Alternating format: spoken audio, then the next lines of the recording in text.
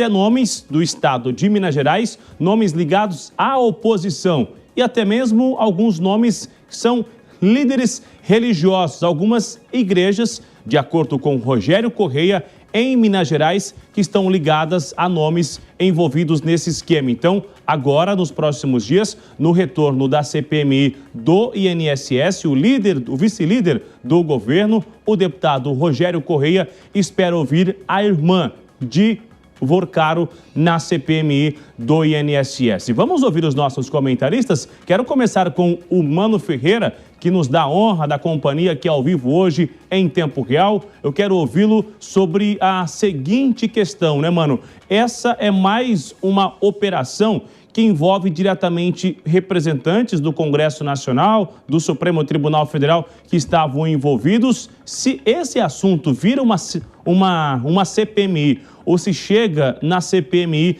do INSS, a gente vai ver novos agentes do Congresso envolvidos em um escândalo como esse? É o que tudo indica, Bruno Pinheiro. É uma satisfação, sempre uma honra muito grande estar aqui com vocês no tempo real. Muito boa tarde para a nossa audiência da Jovem Pan. O caso do Banco Master é um que escancara mais uma vez o grande volume de patrimonialismo que existe na política brasileira em todas as suas esferas.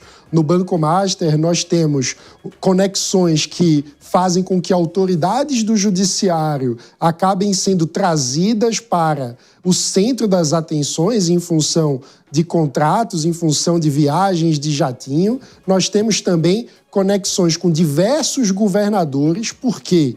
Porque os fundos de pensão de servidores de governos estaduais e de prefeituras investiram pesadamente em ações, em papéis do Banco Master, que já era conhecido como um banco que, no mínimo, fazia operações suspeitas. Então, por exemplo, o Fundo de Pensão do Rio de Janeiro, o Fundo de Pensão do Amapá, fizeram investimentos muito vultuosos em títulos do Banco Master. E a pergunta que acaba acontecendo é: como foi esse processo decisório? Será que houve pressão de lideranças políticas para que os fundos de pensão fizessem esses investimentos em valores muito acima, inclusive, daqueles que são garantidos pelo FGC, que faz a restituição até R$250 mil de casos problemáticos nos bancos? Como que se respondem essas perguntas? Sem dúvida alguma,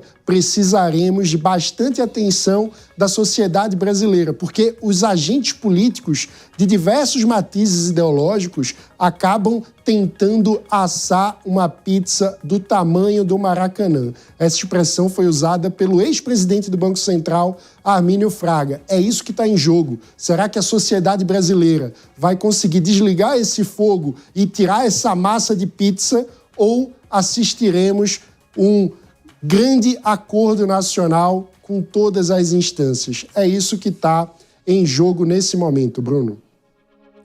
Obrigada, Mano. A gente vai chamar também o Emerson Tawil para esse debate. Emerson, em vários sites da imprensa, já a investigação também mostra que os próprios irmãos do Toffoli, do ministro Toffoli, teriam usado 4 milhões num fundo ligado ao Banco Master. Seria um resort de irmãos de Toffoli.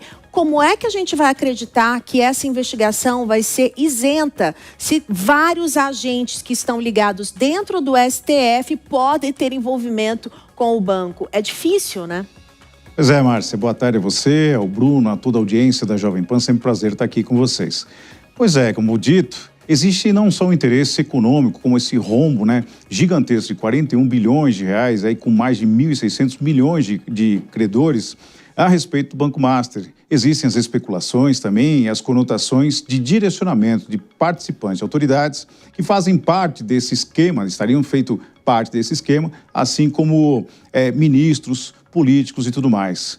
Em grande verdade, a CPMI, ela traz não só a questão desse rombo financeiro que causa, aí talvez seja o maior escândalo financeiro do país, mas também ela tem um pano de fundo de que o ano eleitoral, essa CPMI pode ser usada e será usada muito provavelmente para fins políticos, de tentar trazer esse debate que, obviamente, precisa ter uma apuração muito delicada, meticulosa, porque nós estamos falando de valores muito vultuosos, dos quais o Fundo Garantidor de Crédito teve esse rombo já demonstrado pelo próprio Tribunal de Contas, do qual não há uma regulamentação, não há uma fiscalização a respeito desses créditos que transitam dentro das finanças brasileiras.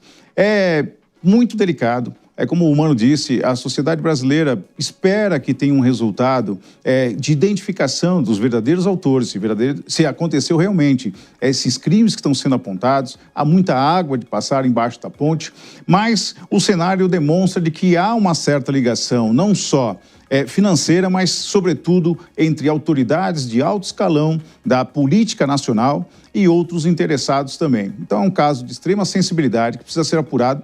Mas aqui, essa massa de pizza, como o Mano disse, muitas das vezes a pizza chega até o final, vai ao prato dos beneficiados ali, dos interessados, e, via de regra, quem paga o pato é a sociedade brasileira. É muito que se debater. Sem dúvida, nós gostaríamos que os verdadeiros autores, caso tenham cometimento de crime por parte dos agentes envolvidos, sejam responsabilizados, mas isso é tema de filme do qual a gente não tem visto nos últimos tempos no Brasil.